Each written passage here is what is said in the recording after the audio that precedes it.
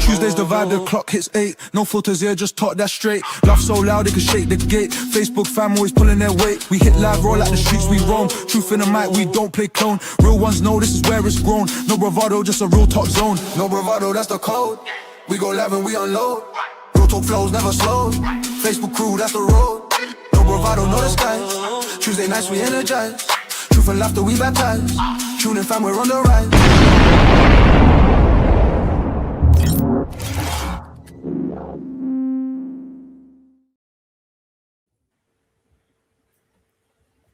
Hello. Hey, hi. How's it going? We've got Herald and Vee on from One Love, One Stop Shop. Welcome. Hello. Hi. Yeah. Greetings, everybody. And I think we'll leave a choice out, Vee. You know, it's I couldn't help it. He's one of our biggest supporters. I love it. Don't catch them without doing a choice. She's asking how you guys are doing. Oh, sorry, darling. Your voice was so very quiet. I didn't hear it. Oh, sorry. Yeah. We Sorry, are that- doing hear me? fabulously. Good. As they say, better than good, better than most. If I was it better, I'd be twins. Okay. Well, all right.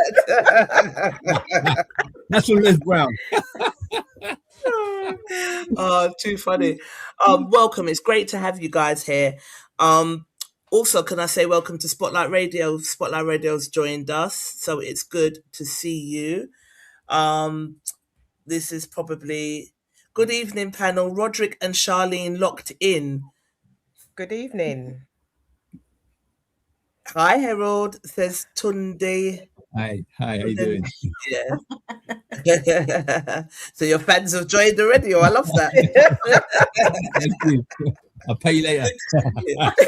Good to see you. Now, you're where did we meet? How did I get doing you guys' show? I can't remember. I can tell you. Was just sticking me, so I can't remember now. I How can did tell you exactly where we met. We met in Harlesden. at Charms event, right? That's right. That's right. Yes, at Charms event. So Charm does Millen Market, and you guys came to Millen Market, and that's how we started to talk.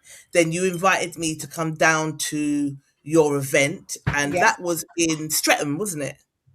That's Correct. right. That's correct. Yeah, That's that was in That's Streatham right. in a church right. hall that was Yeah. hot as hell, but one of those hot as hell. Speaking of hot, let me put on my phone right now. But I remember that one Sorry? very well. That one Yeah. very well. You stood out, didn't you? That one, didn't you? Yes. I think we won. You won. did. We have I don't know if it's too early to mention this, but we have a thing whereby we like to let black businesses stand out and create that professionalism.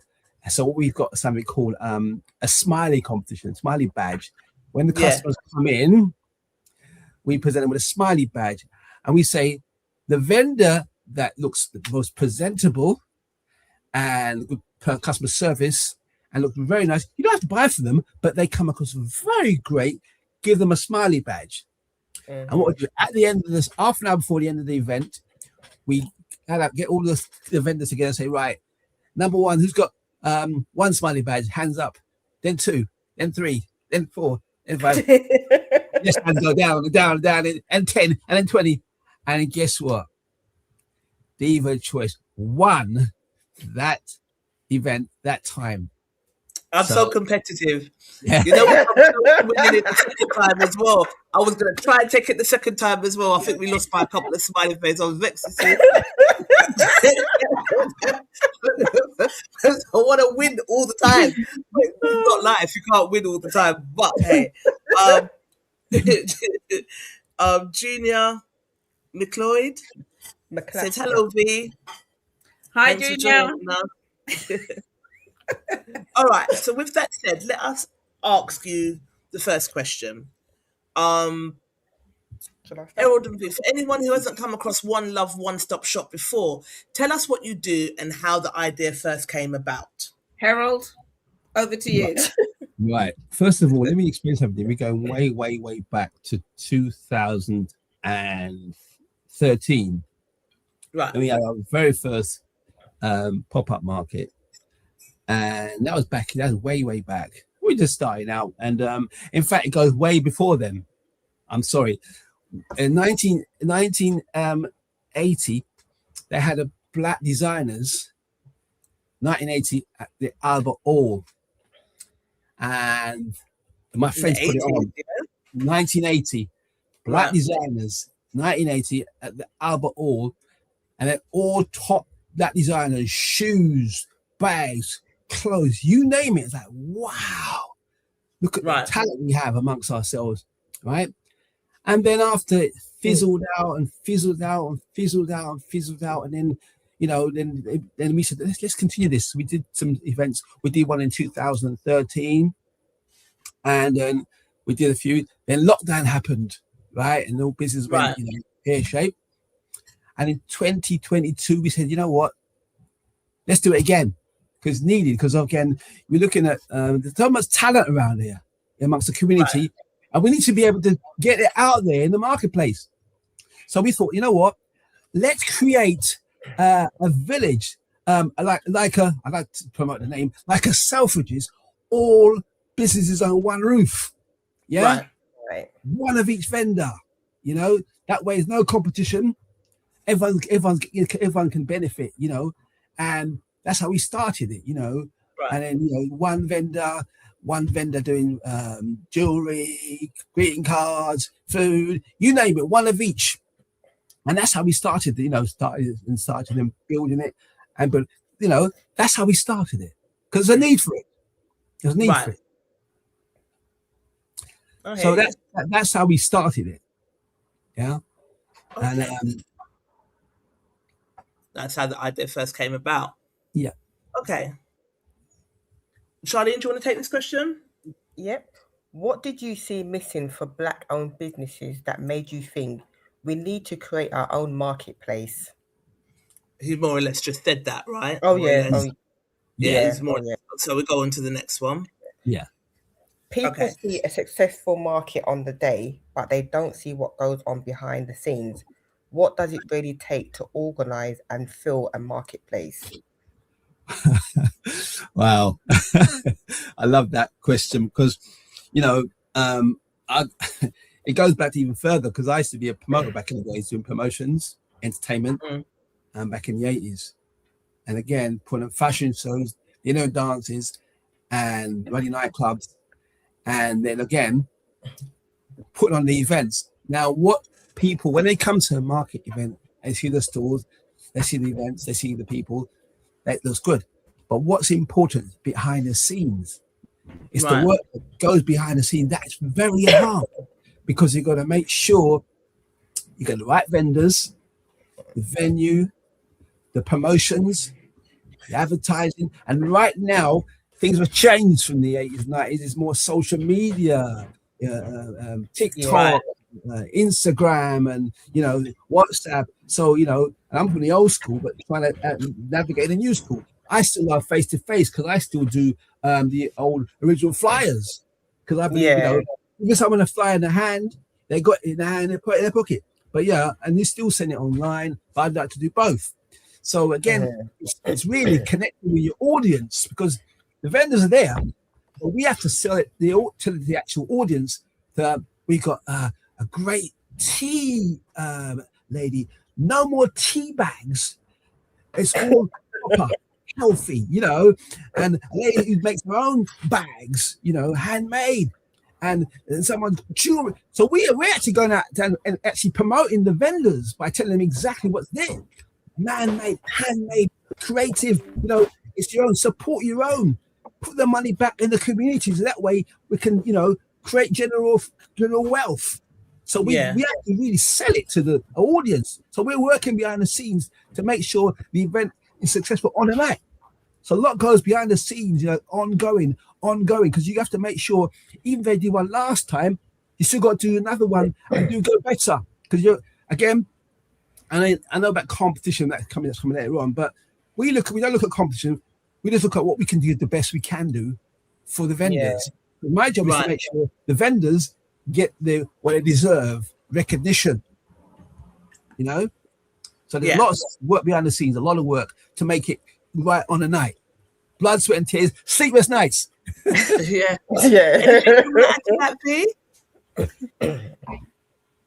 Sorry, my computer was trying to mess about today. But it's blood, sweat, and tears. We're running around making sure that the venue looks the part, making sure that there's enough plugs, making sure people are in the right place, even up to parking, making sure people can park their car. That's always a big issue with some of the venues, knowing where to park. So it's a lot of sweat. Right. And making sure the venues are the right spot on the high street. You've got passing trade, in the right location. Because we got to sell it to the vendors. And what's the football like? Well, what's the football like? Well, it's what we create. You can, so it's a lot of work to make sure the event goes right on the night or the day. Yeah. Sean Miller says, good evening. Greetings, Bravado family. H&V, hi. So we were just talking about you, Sean, because we were saying that's basically where we met. I couldn't remember exactly where we met, but they remembered it was at your event, Milan Markets is where I met V and Herald. So big up to you as well, Charm. You got to come on there as well, talk about what it is that you do. Yes, she said the India mention. Yes. Can't leave you out, Charm. Can't leave you out. No, you do some great events as well. And I think the more of us that come together and support what we're doing, then the better off we will be. Because it literally is time. And I think things are changing now. Tensions, race tensions in the country are high. I think it's made abundantly clear how we're felt about, and no one's not coming to save us. We really got to just get on with it and start building our team. So I think what we all do is amazing. What Charm just could get in the chat. Do you want to come in? Do you want to come on now, Charm? I'll send you the link if you want to come on. This could get in the chat. But I think you should do your own show. Then get a good one. All right, Charm. No, we gave you a mention. Don't worry. We mentioned you. Don't worry. I always pick up Charm. And that's the beauty of us as a group of marketers and vendors. We look out for each other. We're always bigging up each other. It's amazing. That's one of the beauties of a marketplace. Something else. Go ahead. No, I must say, I do like the way how you guys, when you're out, especially when I see you guys at Lewisham, and walking and just looking at vendors and seeing what they're selling, interacting with them, find out, because I suppose picking vendors is one thing, but it's also just about finding out about themselves. And maybe just standing back from afar to see how they interact with their customers as well. Because it's one thing having a store, but how do you act? Are you good at interacting, or do you just stand there and just hope somebody will buy something without you saying anything? So And I can add to that as well, just to say that we go out to lots of events, and I see how I got to meet Albert and Nathaniel. So I actually came down to the event to see some of my vendors. I said to Albert and Nathaniel for the first time, "Hi, have you got an event on the 11th of April? Because what I don't want to do is clash." He said, "Oh, you know what? We're just starting to do regular Saturdays." He went, "But that's really good of you. That's really unusual." Yeah. That's fantastic. That's really nice of you. I said, "What's the point? Look, we're all chasing the same market because it's our market. Everyone goes to, but we and the same vendors. So it's good that we do something on not the same day. You don't clash." He went, "That's really good, And we got the conversation and we hit it off because he said he doesn't get that from promoters. I said, "Listen, I've been around a long time, and this is where we fall down, right? We've got to work together, not against each other. Yeah, right? Absolutely. Again, what we do as well, you know, yeah. And then what we're saying is when we get the vendors love Veronica. Yeah. Right. Veronica knows how to snooze. When they see Veronica come, they go, No, Harold, they're not saying, hey, bingo. I buy what I like, though. And as for Diva's Choice, this woman is always trying to get me. Vee, I think this one is yours. I think this one is yours. And I'm rolling my eyes at her all the time as I'm walking past. But then she's like, Vee, it's special for you. I got a little something for you. I'm like, oh, okay.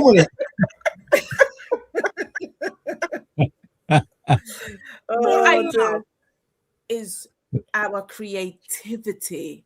Yeah. You know, the thought, the imagination, some of the stuff that we create is just beautiful. And I love to walk into a room with my Diva's Choice on, or with my bag on, or with my little outfit on. And when people will always say, where do you get that? Yeah. Those things for me are important. And that's why I love to go to places where creators are, and they're things that they made with their own imagination, their own hands. It's not mass produced. Yeah. Even if I'm putting it on my skin, I will wait and I will buy something from somebody that I know has made it, because I know that it's going to be, they've got a story as to how they've come here. If they might have had, their child might have had psoriasis, they might have had anything, and they've come up with a product to improve us. I don't want mass produced on my skin. I don't want mass produced in my hair. And I know quite recently you had hair today, hair tomorrow. Yeah. Beautiful. That she's got her story behind why she. Her story was hilarious. Yeah. Exactly. And so love it. Everyone has their own story. You can talk to people forever about how they got to that space, to where they are, that marketplace, to doing what they're doing. That's what I like about these unique marketplaces that we have around, popping up everywhere. I love it. And yes, Herald, they all love me because I buy stuff from them. I don't care. And we love Spirit. That's why everyone loves Veronica, because she supports from the heart. Not just because you're bubbly, you're nice, and you do support us from your heart, and it means the world, honestly. Let's take a time to check in with our public that are watching. John Dean says, hi, beautiful people. He wanted to know what's happening. We're just basically having a talk about business. We've got One Love, One Stop Shop here. The owners of One Love, One Stop Shop, Herald and Vee, and they're talking to us about their business and what it means to them. He then goes on to say, hi, beautiful people. Charm is saying, come on, I asked you from time, Charm, so you know you're welcome. Come and talk to the people then. She's saying it takes a story. That's for sure, Diva. I'm not sure what that comment is too. Hang on. StreamYard really does muck about sometimes. Here we go. Wait, our charges watching Daniel wait. Oh, they tell even why they started the business. She's saying she loves the Charm, saying she loves Natasha, why they started the business, and she does tell a great story. And I love that they're teaching their son about economics, business, making money, building his confidence by getting him out there and talking to people. It's absolutely amazing. So I'm starting to see, like, you have different conversations, and some people say that the Black community, it's like we're doomed and we're not going to see it in our lifetime. However, I disagree. I don't think we're going to see the full change that we want to see in our lifetime, but I definitely see it, the change. And I'm proud of where we're going. People like yourselves, Charm, us as Black Excellence, Wakuda. There's so many of us that are doing it and that are not bad mind and that don't think there's space for just one and that really want to see each other win. So I'm all for it, you know. Anyway, next question. Okay. Charlene? Yep. You deal with lots of different Black-owned businesses. What separates the businesses that do really well at markets from the ones that struggle? Do you want to take that, Harold? Yeah, well, what separates the ones who do very well? It's all about marketing, really, because we always say that doing a pop-up market, it's like, you know what? I come from an advertising background. I spent years in corporate advertising, and one of the most important things you got to spend money on is your advertising, right? Whatever it costs to advertise, that's your promotion. Your car business cards, your promotions, your TikTok, whatever it costs to advertise your products, and to present yourself, had to make yourself stand out, against your competition. You got to spend. And I know it's like, yeah, but I haven't got the money. But you're now moving from your front room into, we can't afford a shop, so it's a pop up. That's the next best thing. It's like a shop. Yeah. It's a pop-up market. Yeah, we can't afford a shop, a store. So pop-up markets are the place to be, whether you believe it or not, because you're out there in the public's eye. You got strangers walking past, and why are they come and see you? Because something is the whoa, what's that? They got to you got to track them. They got to give something, shelf talking, something that sees the eye, and then when they approach you, is how you engage with your customer, what you say to them. Listening. Know your customer, know your product, because I have this bag here, but what's about this bag? It's made in Ghana. It's It feels like and you got to be able to express and say feel, put on you. Wow, it's good, isn't it? And you got to engage, touch your senses, touch, smell, taste, see all that. You got to engage with your audience, not just and I'm not knocking, but I'll tell you something for nothing. And then we did an event, and this is what I'm saying. Really, we got from this, where we had a lady who does very well what television she does, but apparently she couldn't make it, so she had her two nieces that did a stall for her. Right. And the two nieces sat down like this. Oh Lord. Visible faces, didn't engage with nobody, and people walked past. And guess what happened? They left 2 hours early. And that's their auntie always sells out. I had to say to her auntie, because I know her, I said, not being funny, I'm going to tell you this because you're going to hear different from your nieces. Yeah. Your nieces didn't go and say, hey, sample this. Hey, hi, there's a piece of that. They sat down like this, miserable, and didn't engage nobody. Walk past. So they didn't engage. So they did nothing. So again, you have to engage with your audience, whether you like it or not, whether you believe it or not. Why are you there for? You're there to sell yourself, sell your products. And that's what it's about. There's no skill. You're just applying yourself. And this is what we've got to learn. Presentation. This is why, again, we do the smiley badge. We want you to present yourself, you look good, be professional. So the person who wins, that you're competing to be the best. So we're up the ante. We make it more, this is going to be me this time. I'm going to be the king or queen, and I'll be the king this time. Everyone's competing to be at the best stand. That's what we're raising the bar. Yeah? That's what we do as One Love, One Stop Marketplace Village. Raise the bar. So, I suppose it could help people's self-confidence as well. Yeah. It's the same, because obviously, and again, it comes from watching others, because you can be very shy, but you can learn from others, and then you can just say you try something. Because so when you're there, look and observe and learn. It may be your first show, but come out there, watch others, walk around. If you've got a sample, go sample it. Hi, this. Hi, you want to do this? You want to try this on? And that's you engage. You have to engage. Can I add to that?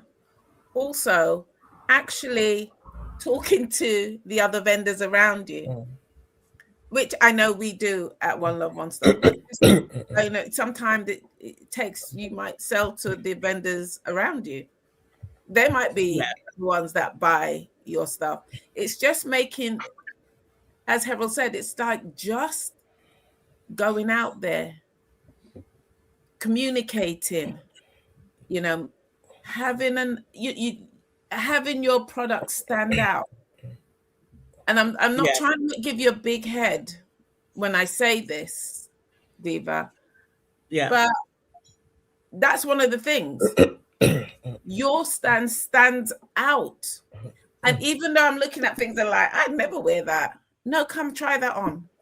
And then I end up walking off with something I never planned to buy. Sound like a con woman, but quality. Very, very good salesperson. That shows the quality. You're going and you're saying, madam, just try it, because you never know. And a lot of people turn away from things without trying it or having the opportunity to try it because no one's offered them. Like, try the cream. So yeah, I hear you. I put a lot of effort into my stand. It does the work for us. It does half of the work for us, because I feel like if you just come and try down things and it's confusing and you can't find, it's not shoppable. That was a word that Sham used at one of her events as well, where she looked at my stand and she said, "Oh, I love how you set this up, and it's shoppable." And I never forget that. I listen to people when they talk. So you've got to make it so that it is accessible and shoppable, and that helps to do the job for you. So I do definitely take a lot of pride in my stand, and we do a lot of, I'm big on customer service. I only let my mum and Charlene rep my business if I'm not there, because I know that they know how I like things done and that they're going to be polite and so on and so forth. So yeah, there's a lot when it comes to doing this thing, but it's necessary to grow. You do need to let people rep your business, but it's got to be the right people. What's Charm saying? There can be an issue for a brand when customer service is not consistent. Absolutely. Letting someone rep your brand is a risk. You can just fill a gap because you cannot be there.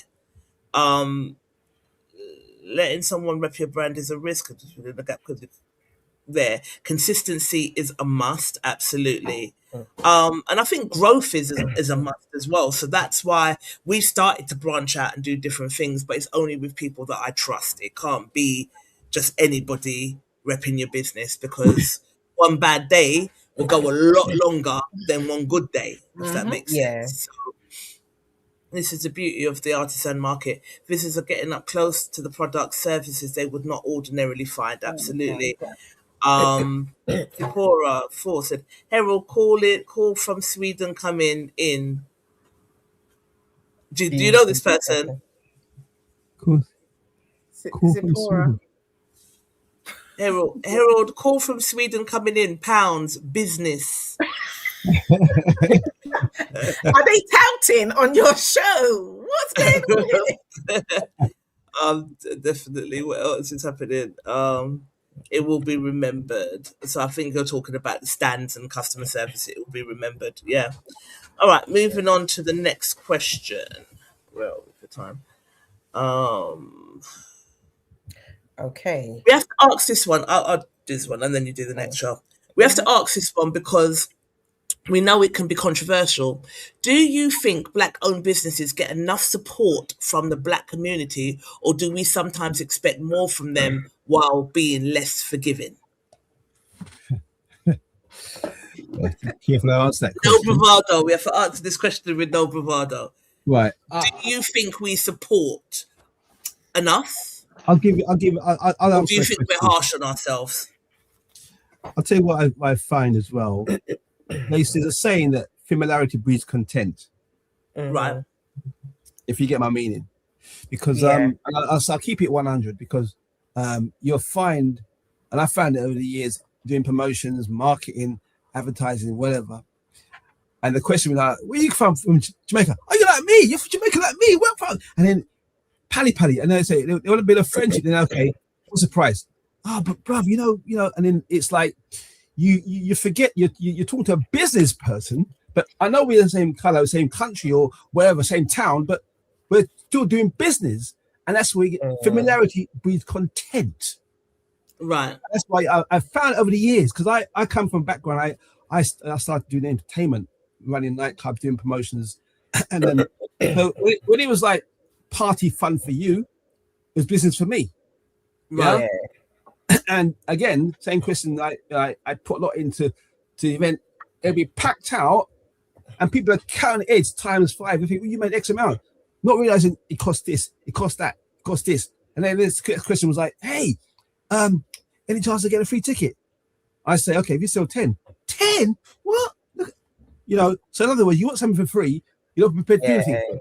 So I've seen it all my life. So I'm trying to answer that question in a way that we can all relate to it. But we do have, when it comes to business and buying from our own, we have this expectation that, and again, remember, because of economics in the spectrum, we're not up there with other communities, so it's harder for us. Because I used to sell Dragon Stout and sparkling wine. The sparkling wine was the main distributor in this country.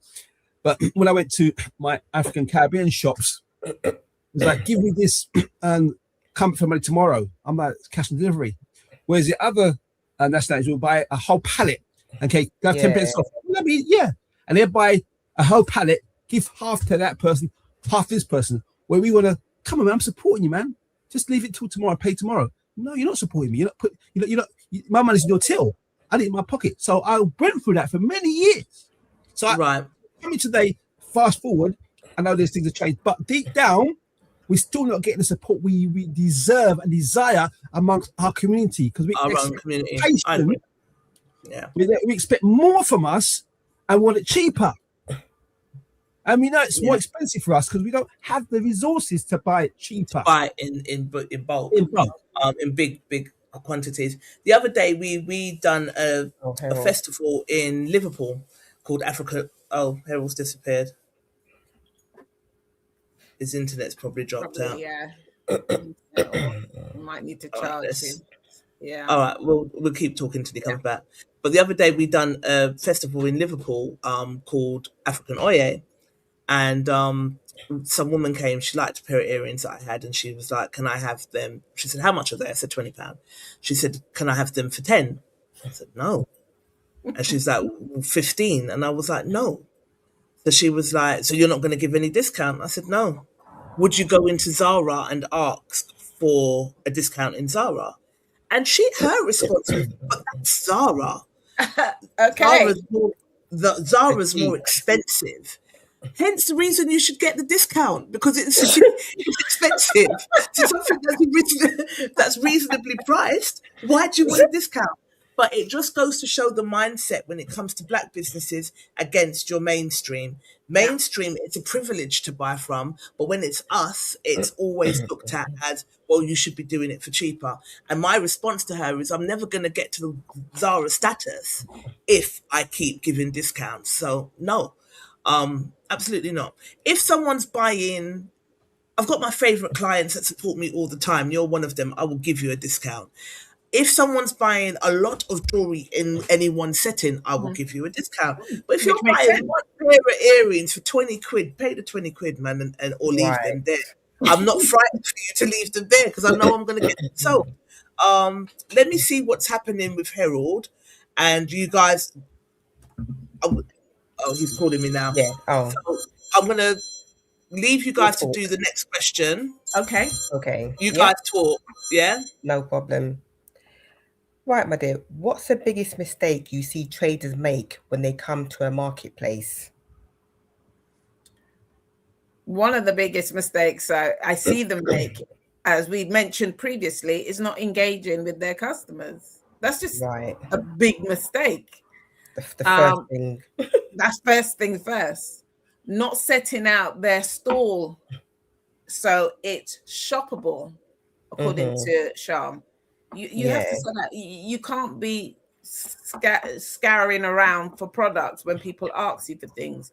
You need to know what it is that you're selling. Those are the biggest mistakes that I see. Not testing their equipment. Yeah. I mean, sometimes it is quite hard when you've got those when you're trying to get some money through the tap machines. but not making sure that all their equipment is working and up to speed. So those are my no-nos for what I see when I see traders not really standing out for me. Have you ever had to, after an event, have you ever had to approach a vendor and say, and give your feedback on how they presented their stall, and kind of give them advice? Or do you kind of think, okay, the event is over, I'm not going to say anything? Have you ever had that? I mean, it's always quite mad trying to get out the event in good time. Yeah. You know, if it's advice, or if they ask for advice, I mean, ultimately, it's kind of difficult to tell someone that they're kind of shit.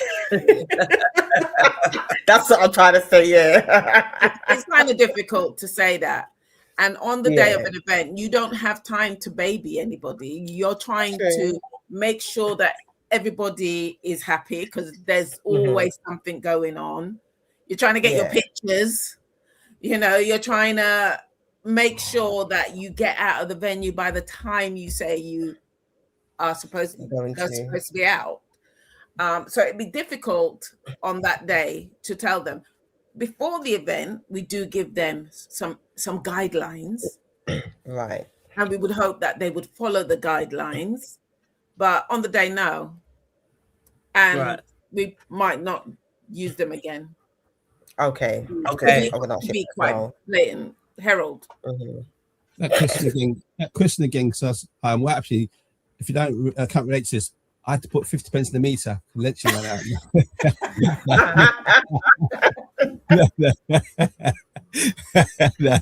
Just joking. No, but I've got jokes. So what's the question again? The question is, what's the biggest mistake you see traders make when they come to a marketplace? Forget their tablecloth. I'm serious, on a serious tip. I mean, I always say, make sure you bring tablecloth. And when I go there, I say, hang on a minute, you're coming to a stand and you've got no tablecloth. It doesn't look right. You know, I always say, I've got a spare one here for you. Guess what one person did? They went, oh, have you got a black one? I'm like, hang on a minute. You're right. You're right. I'm like, you know, and again, I must say as well, and if you don't communicate with organisers, if you're running late, let us know you're running late. But to turn up, if you say 12 o'clock, you've been set up by 12 o'clock, and that person doesn't turn up, and then obviously I hate seeing an empty table, so you move the table out of the way. 1:30, guy turns up. Oh, guess what? Sorry, excuse me. Sorry. Yeah, but no. You didn't phone me. Yeah. I'm not leaving an empty table there with nothing on there. It looks terrible in the place. That's a table, you know. Yeah. Oh, can I get a refund? Tell you what to do, right? Don't be funny. The event finishes. You stay around, but I'm busy now. I just switch because I'm not engaging with you. You can't get a refund if you've turned up late for the event. I'm not horrible. That happened once, and I said, I'm not right now. When I'm engaged in the event, right? You're welcome to stay in the crowd. There's no way to set up because the table space is I've put tables together. You're not there anymore, you know. So therefore, let's move on, you know. Yeah. And I've learned one thing as well. It comes back down to familiarity breeds content, and you have to have that professionalism. Otherwise, people take the mickey out of you. Or we can laugh and joke and have fun because we are fun people. But when it comes to business, you got to be on point. Yeah. I mean, this is the business, and we want to elevate. We want to get to another level, another stage. And people don't take you serious, and then they got people that judgmental come and look for mistakes. But you know, I don't worry about those people. I'm interested in the vendors who've paid me to be here. I'm working for you to make sure you get the benefits because you're a vendor. We're helping each other, right? I'm not knocking at the promoters. I work for the vendors because the vendors are the ones paying me to keep us. So we work together as a team. I do my best to make sure they look good. They sell and they're happy, and at the end of the day, and we have a feedback after. How was it? How do you feel? And we listen to the questions because then we can only do the best we could do. Instead, you can say, well, okay, after the event, we have a WhatsApp group comments. What do you think? And some people might inbox and say something, or I want to say, I say, well, put it in the group. That person, no, put it in the group. I'm not saying, yeah, but I don't know. If You're you've not shying got away from the feedback, even if it's it negative. in the group, because I want the group to hear. You know what I Yeah. mean? I don't do but by the way, me, no. So I keep it on a professional level. So the question is that you can't please everybody all the time. You can please some of the time, but you have to set your boundaries, set your ground, and raise the bar and keep it at level. And people respect you or don't respect you next. Because we're here ongoing. There's not one attitude. We're ongoing, striving for excellence to go on better. This is what we call it today. We are one love, one stop marketplace village. Village, yeah. It takes a lot of us to create a village working together. Yeah? Yeah. And I said again, because Sham's on the call, something you don't realize, I've been involved with promotions for many years. In 1983, we tried to get all the promoters to work together. Couldn't get 12 promoters around the table. You couldn't get around the table. That's another story. We can go into that. But I'm just saying to you. So even now, there's Sham, there's Joe and Queens. They've got Wakaru, and there's also what's the name of my friend Rosemary? Vitality. My friend's little sister. I couldn't believe it. It's like, wow, Rosemary, I grabbed her. I said, do you know it's you? And when I found out it was her, I gave her details of my groups. Yeah, come down to Chiswick Town Hall. It's your event. That's my friends. What that's what I do as a promoter, promote someone else's. I've got to feel that day. I turned up down there. You saw I came down there. Yeah. Great support, lovely vendors and stuff. And I made some vendors there. The person doing my massage, I met her there. Because the person doing my massage was on holiday. So we're always networking, working for new, looking for vendors, helping other vendors, and always moving around. Yeah. So that's what I'm saying to you. We have to work together, pause together. Yeah, I agree. I think there's still a lack of trust within our community. I know that unless you find, I'm going to be honest, you find like-minded people that you can work with, you can move mountains. But if you don't get with the right people and money's involved, it just goes to shit. I've been burnt enough by people. So that's why I think like working together is great if you're working with the right person, but sometimes too many cooks in the kitchen just spoil up the broth. So that's why I think there's a little bit of still apprehension when it comes to working with organ. Like for instance, we done at Black Excellence, we done a event at Tower Hamlets Town Hall. And if you've been there, it's massive. The Asians, they take it over all the time. That's their part of town. When I tell you, whenever we do events in, like if I go there as a vendor and it's like, for the community, it's like a community event, but it's 9 times out of 10 more Asian.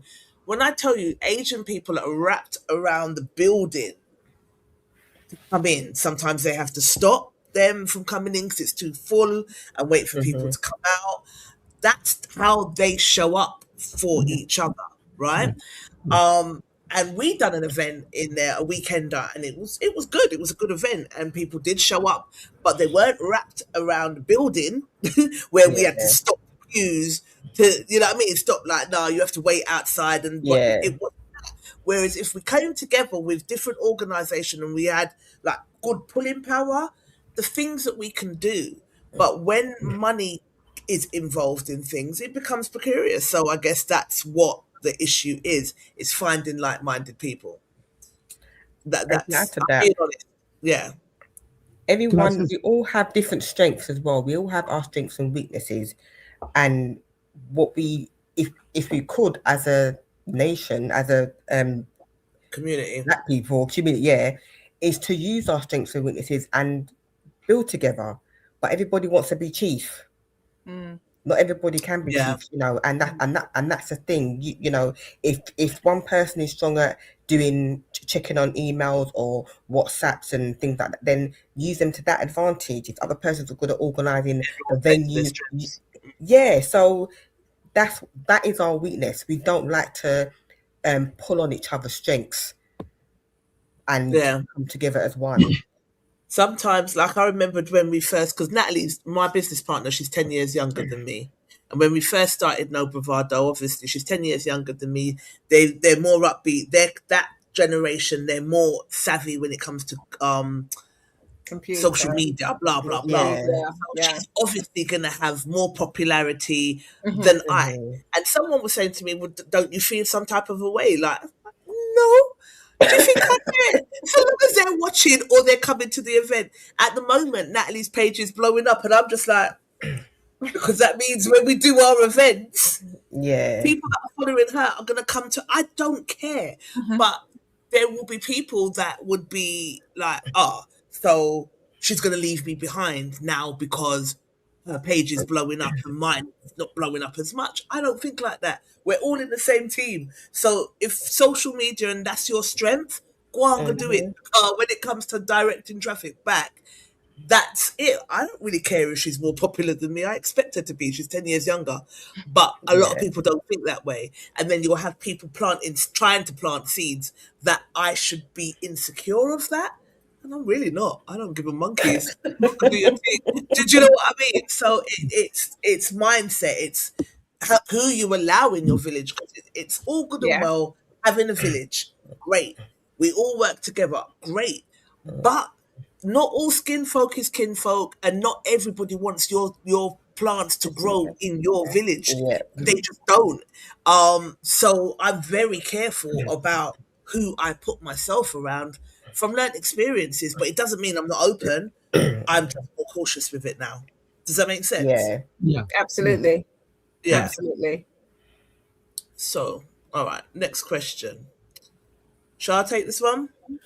I'll take this one, it's all right. What do you look for when choosing businesses to trade at your events? Can anybody apply, or does a brand need to bring something special? You kind of answered this, but After that before, yeah. Well, just to say, conversation. But do you have anything else that you want to add?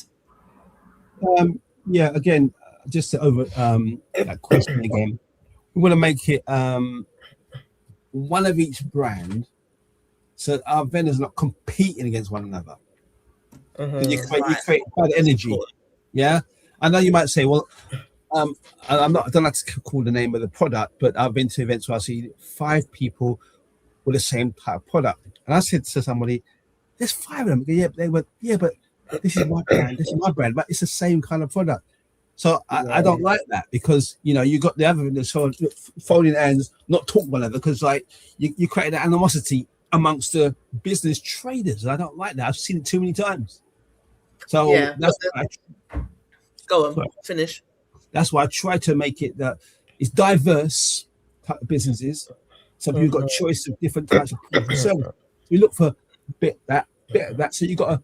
It's like I call it selfies, all under one roof. You got to look for different things. Specific things. As we mentioned before, we're finding more vendors who do. Oh, that's great, fantastic, that's good. Oh, creative. Oh, brilliant. Someone makes their own stuff, and we're looking for that kind of wow factor, as well. So amongst our community, So we're always looking to improve. With our. I mean, quite recently we met a lady that was selling teas. Yes. But she was not selling teas in the tea bag. It's like a tea paste. Yeah. And it just made me quite excited, because you're like, oh, that's interesting. And it tasted good. Yeah. So there's no microplastics with the tea bag. So it was ticking quite a few boxes. Yeah. And I like to get excited when I like stuff, right? Yeah. So actually bought 4. So yeah, I did. I bought all the flavors, and I bought their honey as well. But if I see something and I think, wow, that's really interesting, and then they tell me why they've done it, and then I'm like, and then I taste it, I'm good. I'm good to try it. You're good to try it. Yeah. That's fine. I'm good to try it. Dale Henderson says, hello, everyone. Hi, Dale. Hi, Dale. All the way from Rugby. Yeah. Sean Miller says, I one time did it with all skincare. Competition is good sometimes. yeah, I mean, competition is good sometimes. Because I heard that someone said the analogy of when we go into Tesco's, there's Hovis, there's all different types of bread brand, and everyone's going to have their preference. So a little bit of competition shouldn't throw you off. So I get that. I kind of sit on the fence with it because I get that. I also get the fact that if you're under one small roof, having 5 skincare brands or majority skincare brands, that can be boring for the audience, if that makes sense. Every other store is going to be skincare, so what did I come here for? Do you know what I mean? You want to see a variety. So 6 of one, a half dozen of the other. Rosemary Gabidian says, greetings. Greetings, Sugar. Thank you for being here. Greetings. Sure, exactly more same thing. But like I said, varied still. Yeah. Okay, next question. Running markets means dealing with traders, venues, customers, and probably a few headaches. What's the craziest thing that's ever happened at one of your events?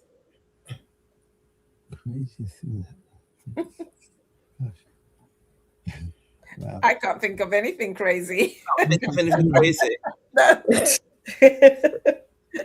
I can't think of anything crazy. Yeah, I suppose up for frightened, isn't it? You know, I do something which I say as an organizer. And by the way, just so you know, some of you listening, I'm not just an organizer. I'm also a vendor because I've got act diverse. I mean, I do different products here. I got here, right? I met Tyron a few years ago. I fell in love with the products. I bought a company, so I got the sugar business, and I've got a water business, which is something another level. Which that's something which is we all need. So that's I'm telling you. So I understand the product side as well as a vendor. So I look at both sides, the organizer and the vendor. So look at both sides of the fence. Yeah. Sharm's one organizer and a vendor. So am I. Organizer and a vendor, so you get to understand what you don't want. You want to be the type of vendor that you want to come to your events, and you also want your vendors to have a great experience because you know what it's like to lugga your things all about the place, drive about, you know what I mean, to get there and have a poor experience. You don't want your vendors to do that. And I think when you are a vendor and an organizer, it's a really good place to be because it gives you balance. Correct. So But crazy thing, I'm just like, what crazy? I just don't. Obviously, at the end of the day, it's because as an organizer, when it's coming to close the end, you think, okay, wow, and when it finishes, packing away, you think, how did we do? What was it? We're like, what's and wait for the feet, and then it's like, okay, it wasn't too bad after all. Because so it's not doom and gloom. And then it's always like it takes 2 days, to clear up the stuff, especially like we do the food as well. When it goes home, we got to make. So it's like 2 days to build. 2 days after, it's like, and people say, why do you do it regularly? I said, no, every quarter is enough for us. Yeah, I hear you. I mean, there was one thing that I think was a little bit crazy. When I think about it, is that we had a vendor at our event, and I don't know what they brought in, but they scraped up the whole floor. Oh yes. I don't know what they did. I don't know how they did it, but they ruined the flooring. Which obviously we then had to pay for. End up paying for. Yeah, we had. I was like, how did they even do this? Yeah. There's I don't know what they brought in there. It's heavy and it scratched up the floor, so we lost our deposit. Oh, what? Okay. Yeah. I mean, I suppose that's as crazy as it gets, really. I think one of the craziest things that we had was all black event, black owned businesses. The only way we will take non-black or other ethnicities if they are under a certain age, because we do youth markets as well. So if they're under a certain age, I'm not going to say to a young person that's 11 or 12, 15, you can't do it because you're not black. I wouldn't want my child to experience that, and I wouldn't put it on any other race. But above that, we're very specific about being black owned. There's questions that you have to answer. Are you black owned? What heritage are you from? Da, da, da, da, da. And we had one Asian lady turn up. She answered all the questions that she was black. And she turned up. And I was like, but you said that you were a black owned business when she turned up. And she was like, yes, but we all same. Yes, but no. Like, so you're damn right. You could have bright. But yeah, that's more or less the wildest thing. Just cheeky. Yeah. And a male turning up to an all-female event, basically saying that he was a female, just so that he could get in there and my goodness. Yeah, that's the kind of thing that we've experienced, but nothing wild, nothing too bad. That's interesting enough.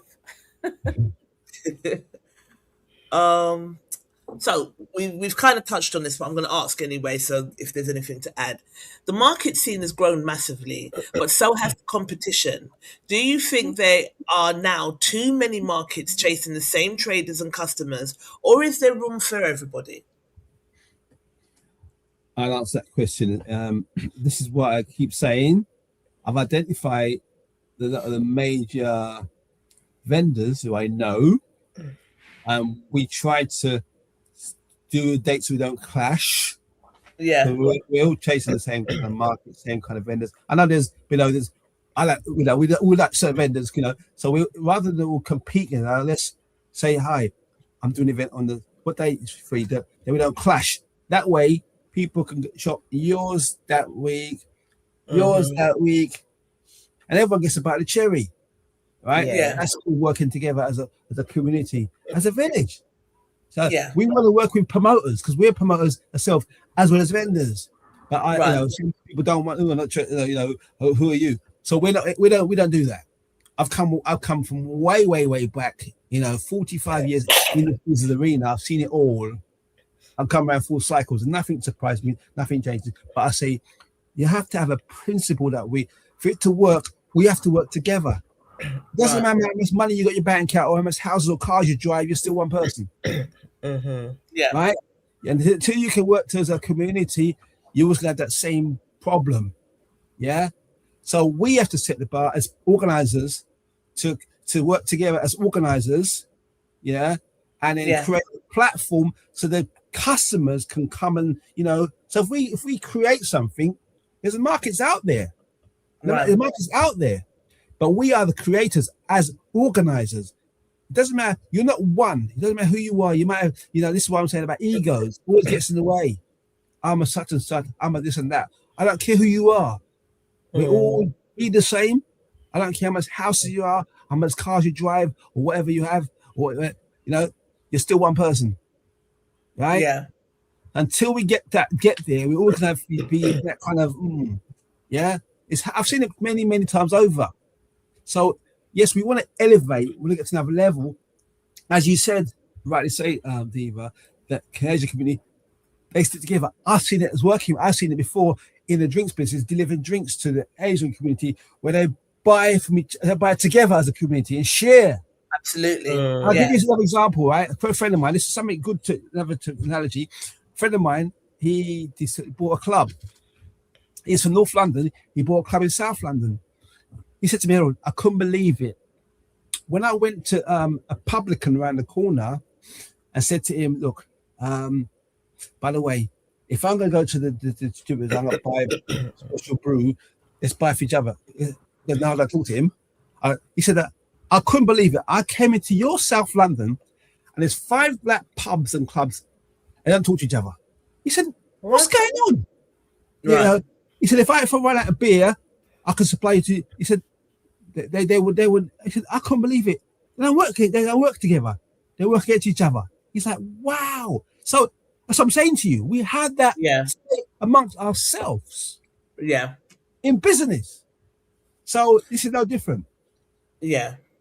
It's still like, I suppose, I've had people say, how much time are we going to go back to slavery like it was 400 or 500 years ago?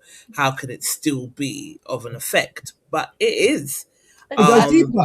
It goes deeper. Look at Brixton Village. Now, apparently what's happened, that should have been bought a long time ago from our community. It's gone. It's too late. Yeah. Oh, no. It's gone. Is it gone? Yeah. They're saying it's not gone, but it's gone. It's gone. Sorry, no debate. But it's the same thing.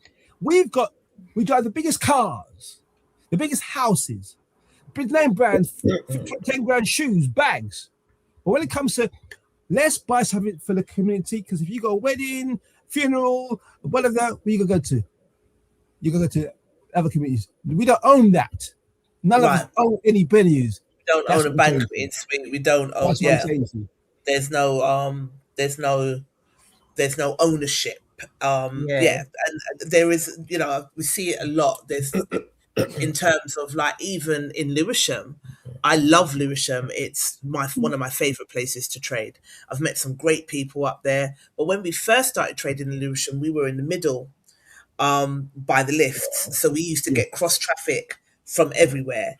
Now they've put us at the back, and there's nothing we can really do about it because it's their space. So if that's where they're now saying that you have to be, and I would say it's affected trade, but because I love the Wakuda boys so much, I love their ethics, I love how they work, they're young, and they really do go for stuff. I would always, if the trade goes up and down, it's business, I understand that, I'm always going to support them.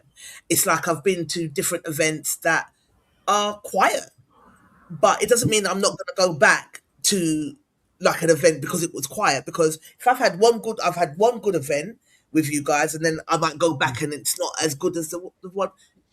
We still got to be consistent and support each other. So I will stay loyal. That's how I am. But it did put me to think, like, we don't own a shopping mall, so these people can say, actually go to the back and stay at the back. And if it affects your trade, it affects your trade. If it does, it does. If it doesn't, it doesn't. But that's where you will be if you want to be in here. And we have to kind of accept that because we've got no ownership. It's a deep subject. And in terms of coming together, if we could come together to create ownership of an establishment, then we would be in the right path. But like I said earlier, when money's involved, people turn stupid. So that's where the fear comes in, and that's why no one wants to do it. Does that make sense? So we're never going to kind of get anywhere. Just to add to that, just like you were saying there, and then we can be a testimony to this. We're coming to Wakida Market because my plan is to do 2 a month. I know for a fact we're going to be there and create a buzz because I like the venue where you are, because we need to be in a shopping centre. I've done it many years. I used to work doing gas electricity many years for EDF Energy, went all around the country in shopping centres. I know how to work shopping centre. I love, and we did the shopping centre there before in Lewisham. I love the idea to have a pitch there. So we're looking at this August now to start at least once or twice a month to be in there with our water, because I know what we've got will attract. We got the audience. People go, "Where are you based? Where are you based?" We're looking for a base to base ourselves in, so we get traffic. So that's what I'm saying to you. That's what we're going to be talking to Wakida, because we can add value, not bigging ourselves up, but we know what we have to bring to the table. Yeah, and that's what I'm saying. We need to have that and embrace that. Yeah, so absolutely. Support them. Like someone said to me, don't you see, because we've got Black Excellence, don't you see Wakuda as competition? Absolutely not. I love them. I respect them. And I would do anything to support them. They are some grafters. Their ethics are unmatched. I love them. So if I have a quiet week, I'm still going to go back. It might get a little bit tricky because we're going to be opening up our own little shop in Stratford. Yes. Our own little Diva Choice shop in Stratford. We're still gonna definitely do Wakuda and still be out there because we've built like a little community there for our brand. We've got repeat customers, so I'm still gonna do that. But in terms of just relying on events, I just feel like I need to grow my brand. So just relying on events or people saying yes or no if you can get in, or Mm-hmm. do you know what I mean? I just felt like having our own space was the next step. It's a tiny little hole in the wall, but it's a start, and we're really excited. Me and Shah have been, Yes. yeah, we've been working on it, and like I'm gonna be putting it out on social media so you can follow the journey. We're starting to decorate it up, and we'll probably do a little tiny soiree because it's small, but it's a start, and I'm proud. But yeah, am I still gonna come to One Love One Stop Shop? Yeah, my mum and my sister will be there, or I will be there, and someone will cover the shop. Are we still gonna do Wakuda? Absolutely. Are we still gonna do Mill events? Absolutely, because we still need to keep that pound circulating, and people who are putting themselves out there as organizers, we know the stress. We know what goes into putting into an event. Yeah. So we're always going to try and support the good organizers out there that we respect and love. You guys being one of them. So yeah. And everyone loves water. T Smooth says supreme evening salutations, NB family. Big up T Smooth. Love ya. Big up How you to doing? Thanks for joining us. Then my past work in history, Brixton Village was owned by American consortium. I'm not sure if that's the case now. It's the last I heard that it was going for 80 million. So when I signed the petition, but I was like 80 million. We as a community don't have 80 million in England to buy them. Do you understand what I'm saying? And that's where we need to get to, so that we can, like it or not, economics is without economics, shit is power. Do you know what I mean? So it just is what it is. So true. Same in the Midlands, says Del Henderson 9970. No, but at least the Midlands, they own a legacy centre. They've done better than London. Yeah, they have got the legacy centre. We traded there, didn't we? Yeah, loved it. And the area is owned by yeah. But anyway, Even Islington Council gave our community a cultural centre, but you can only apply for it as an organisation and have it for 3 months. Then you have to, and I've not even bothered to apply because I'm like, it takes 3 months to really to put your roots down. So why is that other our counterparts, if you're going to give them an opportunity, they've got leases for years where they have got an opportunity to establish their business. But when it comes to us, you've given us a shiny building, I give them that. But 3 months and then you got to come out. It takes 3 months to build anything. Do you know what I mean? So I'm not putting my energy into these things anymore. I'm just putting my energy into our stuff that's going to help us to build and grow.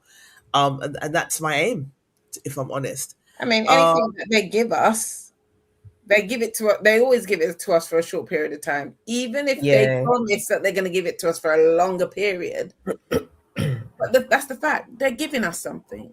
We've got to stop taking their shit, and that's what it is. Build your own table. Yeah. That is what it is. Oh, thanks. Thank you, Sugar. Sham says, "Go sis, powers right there. Well done to you both. Onwards and upwards." Absolutely. I mean, going into different stockists and not having the best experience, selling my stuff, not giving me my money. Do you know what I mean? Just again, you're trying to support Black owned, and then they're ripping you off. They're not. That's exactly what they do. They're always telling you lies, if you like. They will bring your stuff in to get the customers in, or to tick the Black History Month tick. And then the next thing you know, they're not even paying you what you're supposed to pay you. Or they hide your stuff. I've seen them do that. Yeah. I've worked in retail and I've seen them hide a vendor's stock. The vendor comes in, is like, "Where's my stock? Where's my stuff? Where's my stuff?" That's how they push you back. That's how they put you in selling things for more expensive than they are. Keeping your it's wild. So we've lost our principles and morals, and as Trish said, unless you find people who have the same mindset as you, it's not going to work. Things are hard. Everyone's trying to reach the same goal, but we're fighting each other. and there's no respect for each other, and that's the biggest thing. Yeah. Do you remember Sandy? Do you remember Sandy in Lewisham? She had a hair shop, and it was all the Asians in the community trying to force her out of the business. So she went live and said that I wanted support from the community. People talked about it. No one supported her. It didn't work. We talked about, let's support Sandy. Somebody didn't support her. She lost her shop. So we could talk. Right. We're good at talking. We're great talkers. I hear you. Sharon Bracey said, "Good evening, everyone. Good evening, Sharon Bracey. Nice to see you, Sharon. Good evening." They give with the left hand and take it back with their right, says Rosemary Gabidian. Indeed, indeed. We have to own our own from the root. Well said. Absolutely, absolutely. It goes back to my said again, creating a village. Whether we like it or not, the only way we can, if you look, we've got enough amongst ourselves. £1, one person. £1, one person. I'll give you an example. I did some work from a few years ago. Did some security work. My friend of mine didn't need a badge because I worked inside. This was the Nepalese community. They came over recently, and the families donated £1 per family, and now they've got their own bank. They've got everything. £1 they donate. Families they come together, and we was there. And he's friends with the actual prime ministers, and he always gives them work. They give him work. He said, "Look at the community; they've got everything, and they work together. They just donate £1 per month per family. £1, they've got everything." Yeah, amazing. Look at that, and it's simple when you say it like that. Yeah, it is simple. We'll get there though. Because things are shifting, and there are some people that I would love to work with, you guys being one of them. Charm, I'd like to do something with Charm. There's a few people, whereas before I was like, just me and my little team, we just get on with what we are getting on with because I've been out of time. But as I've been out there and I've met Wakuda boys, I definitely would like to do something with them. Do you know what I mean? So as I've gone out and met different organisers that have a good kind of energy about them, definitely I would try anything once anyway. That sounds like a forum. That sounds like somebody needs to be setting up a forum. Yeah. And everybody goes in there and we have an agenda and we see where we go from there. Yeah. I think you should set up the forum. Rosemary said, the thing is we can do it on a massive level, but we have to get rid of the crab in a barrel mentality before we go on clear. Exactly. Yeah. Exactly. Yeah. Do you know what I mean? It's wild, the jealousy that we have within our community. And we need to get rid of that before we can go anywhere. And I'm a pretty deep thinker, so I've really sat and like, have they put a curse on us? What is this? Why? How 500 years later? Why are we still talking the same thing? It just doesn't make. Why is it the same cycle? The same cycle? The same cycle? What the hell is this? Remember, we are in a system that we don't even understand ourselves. We don't understand. We don't understand why some people would want their only idea of winning is if somebody that doesn't look like them tell them that they've won. Okay, that kind of always looking for that kind of validation from somewhere else. They're not confident in their self enough to say, okay, this is me, whether anybody likes it or not, this is me. They want validation from outside. Once they get that, they feel like, yeah, I can get the money, I can get that, I can get this. Once we can validate ourselves and start really functioning, but a lot of it is a system that we're in that puts all the adverts on to say, we're this type of person. It's in the news, it's in the radio, it's in the this. We're frightened of our own self because of someone else's narrative. That's why we're scared of ourselves. We're scared of our next door neighbor. Oh, yeah. Oh, I don't like the way that person's name, or I don't like the way how they're confident. Whatever the reason is, it's because someone else has put that in our mindset. Yeah. And we don't know how to get out of that trap. We fall into it every single time. Yeah, I hear you. You've got to put your light on because I can't see your pretty face now. Sorry. I'll go put my light on. Excuse me, please, people. It comes back down to the same thing I said when I first started, for those who may come late. In 1980, we had black designers, 1980, at the Albert Hall. And we had some brilliant designers. They made shoes, bags, hats, you name it, some quality stuff. I think it was Oswald bought around that time. Because I remember I used to do fashion shows back in the days. I used to choreograph, actually, right? And we had some brilliant designers, some fantastic designers.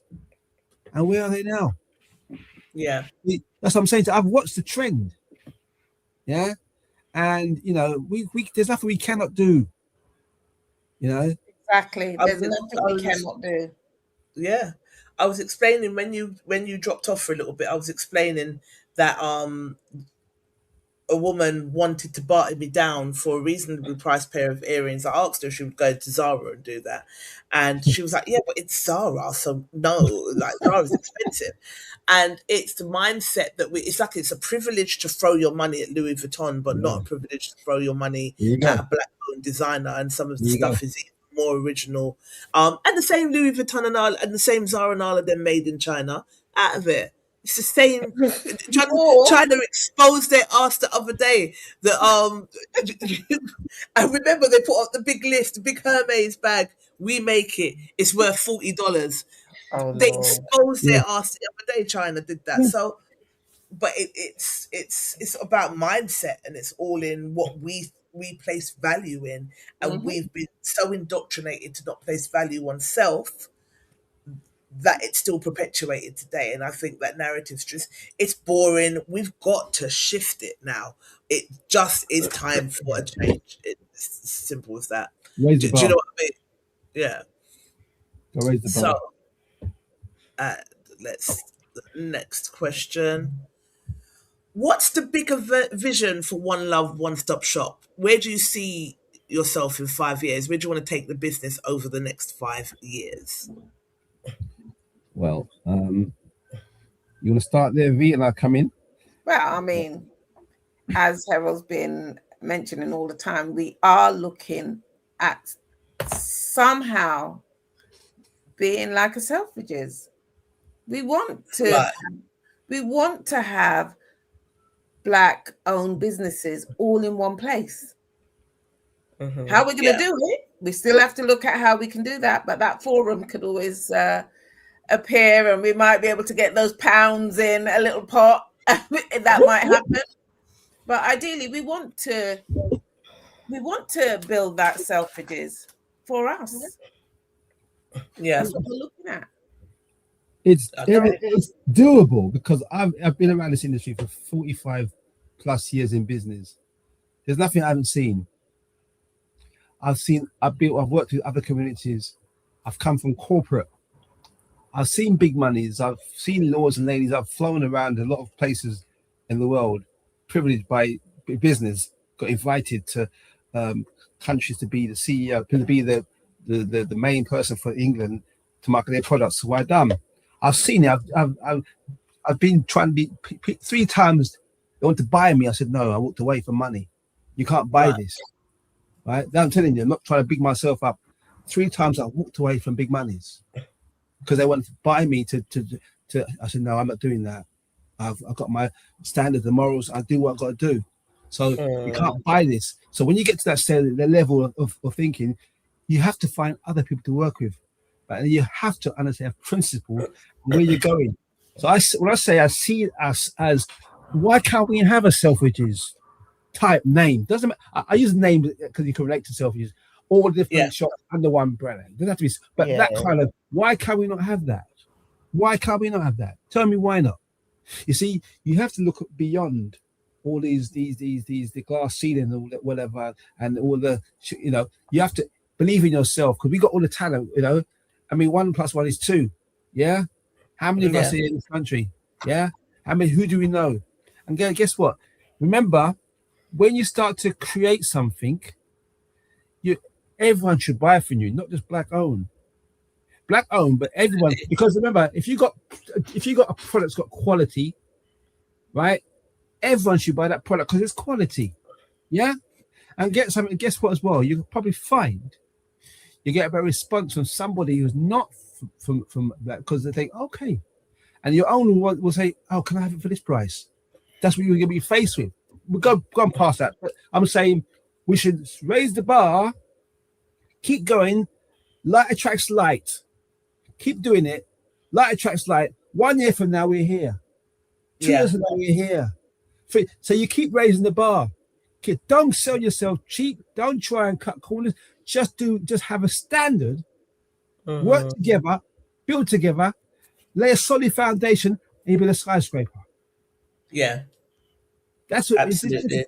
It's just common sense. Not rocket science. It's not technical. It's just common sense. Just work with the right people.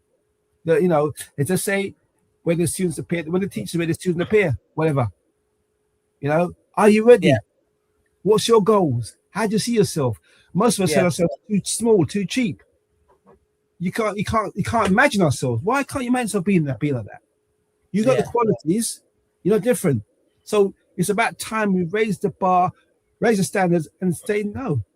And don't feel bad if someone says it's too expensive. No problem.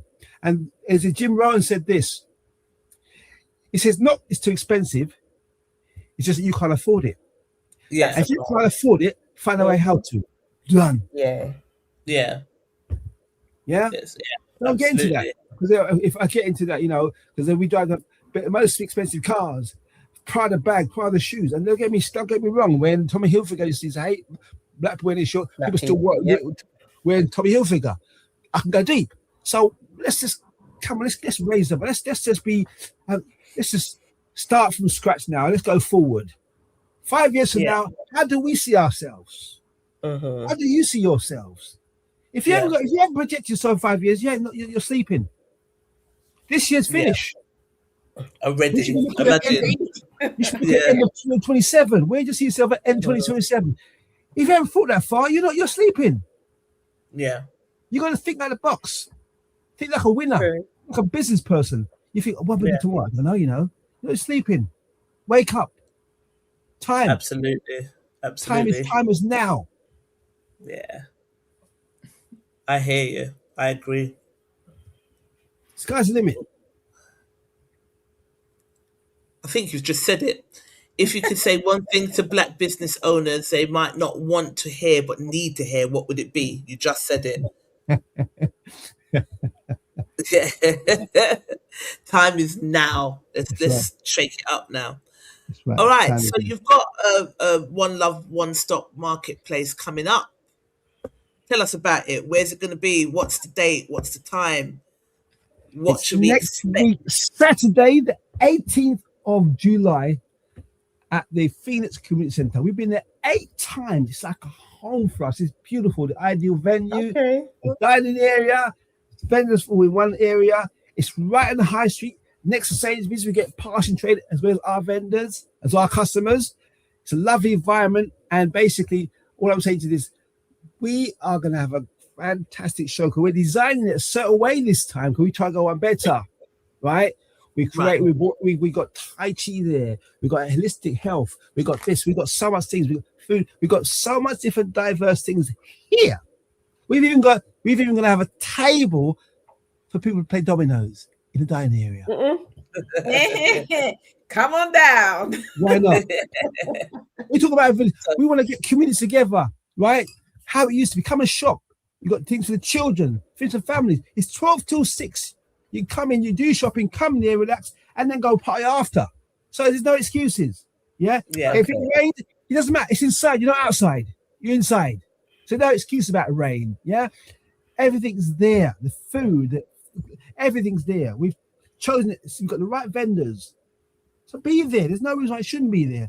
We're going to create an environment that you just say, where's the next one? Because we want to make sure people leave thinking, wow. And that's what we're trying to create, a wow factor. Because we can. Yeah. So next week, Saturday, it's free, 12 till 6. One Love, One Stop Marketplace Village at Crystal Palace, Gypsy Hill, right next door to Sainsbury's. Yes, next door on the high street. You can't miss it. It's on the high street. Yeah. So be there and just come share. Tell your friends, tell people to come down and support your vendors. They've got things for you. Because we all know someone's got a birthday greeting cards. Well, that's in the bag there. So why not come and shop with amongst the community? Why not? Yeah. Why shouldn't you? Who's that bag lady that you guys have there? Is it Valerie Bags? Let me explain something to you, right? She is dynamic. We was actually at some wicked bags, boy. I went to when I left. You wasn't there on Saturday. I went down to Lewisham. I said I've got leave to go to Beckenham for the Taste of Caribbean. One of the vendors said, "No, I'm not going there because it's only food." Right? I went there, and Sonia Bags was there. She was selling bags tomorrow. Yeah. She was selling bags. I said, "See you and I." Sonia has got the right. I've always supported. She got the right. She makes her bags. She presents herself well. She's always, and even so. Where did you get Valerie from? Her name's old Sonia. Valerie. I'm saying to you because I see how she works. She's a worker. Yeah. She presents herself nicely. Does good business, and she's everywhere. Love you, lady. Puts herself out. You got to be out there, yeah. And so, you might have a bad week. So what? But guess what? Yeah, you have to get contacts. Take people's numbers down. You may not sell nothing, but guess what? You've paid your rent. That's fine. If you have my rent back, you're not in business. You pay rent anyway. Yeah. Right. You pay rent anyway. If you get customers' names, follow up. Yeah. Follow up. Yeah. You done that follow up. You might not sell today. That follow up. You speak to that person next week. May lead to another sell, another sell, another sell, another sell. It's ongoing. Absolutely. I mean, my mentality is if we make back our table money, then we've made back our table money and it's promotion from there. We very rarely lose when we're out. Very rarely. We always make back our table money and a little change. Do you know what I mean? We always do. But this morning I met somebody because we done the St. Lucian Family Day a couple of weeks ago, and then she called me up and was like, I need to buy 2 more chains from you for 2 other people. I went and met her today. She bought 3 chains and 2 bracelets. That was from being at that one event. So do you know what I mean? I've been in events, I'm not gonna lie, I've been in events and they've been empty and we've come out like raw. We've made some good money though. But how on earth did we do this? Do you know what I mean? So football sometimes is not even the be all and end all because you could still make your money from 10 people. It's bizarre. I think it's how you present yourself. I think it's your mentality, and I think, like you said, just putting yourself out there and just really going for it, and you can really do some great things with your business. You see the lady there, V? We was at an event in Crystal Palace. No, it was in Sydenham.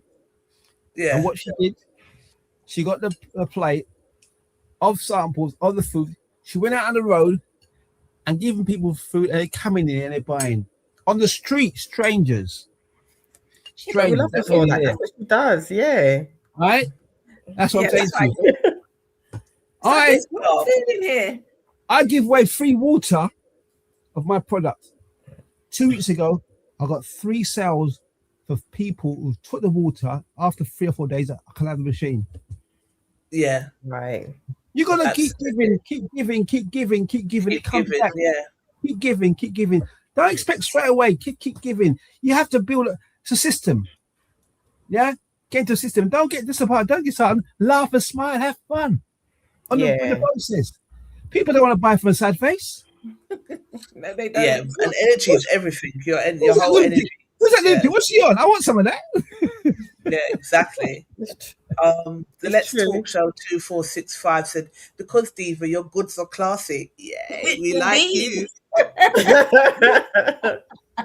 We love you. Thank you for that. Who do you know who this person is, Dvi?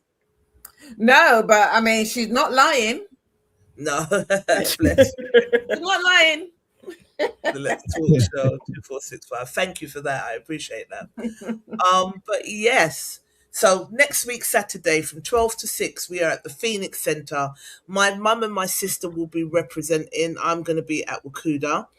Or you lot could do Wakuda. No, because you lot do there because the driving situation. Like, yeah. You lot do that. It's Blaze.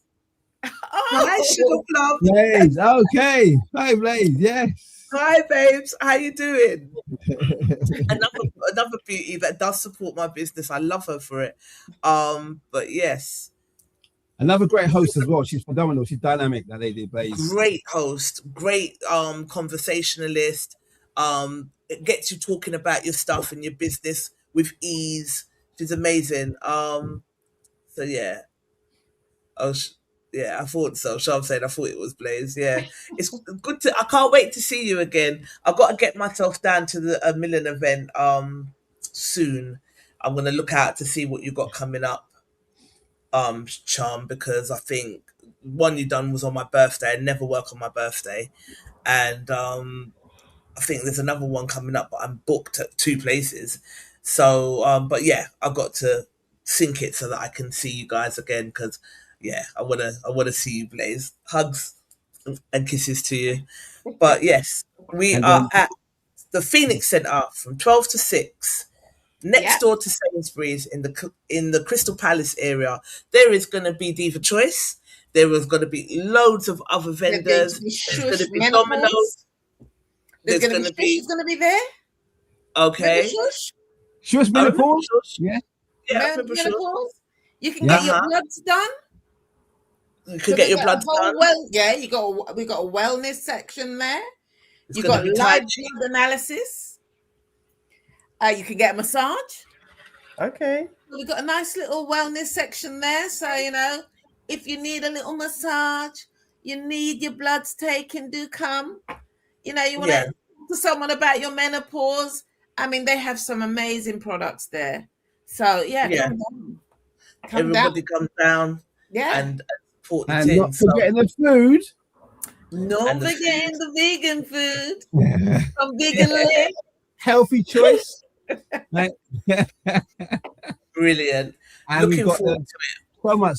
Have you got the flyer? Send it to me again if you haven't already, and let me put it in. I'll put it in our group and share it on Black Excellence as well.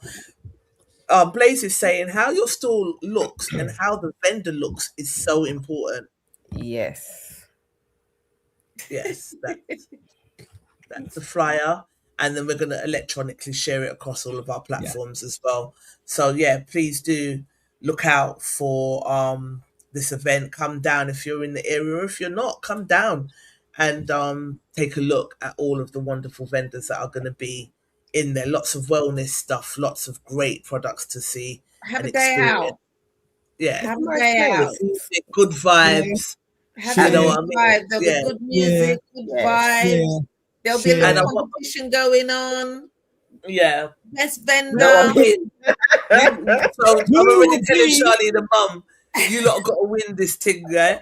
We just recently won an award for Diva Choice at the Angel Foundation. We won an award. Very nice. Oh, wow. Yeah, I was quite surprised that we won it, but yeah. Were you surprised? So who's going to be the king and queen? She has an event, but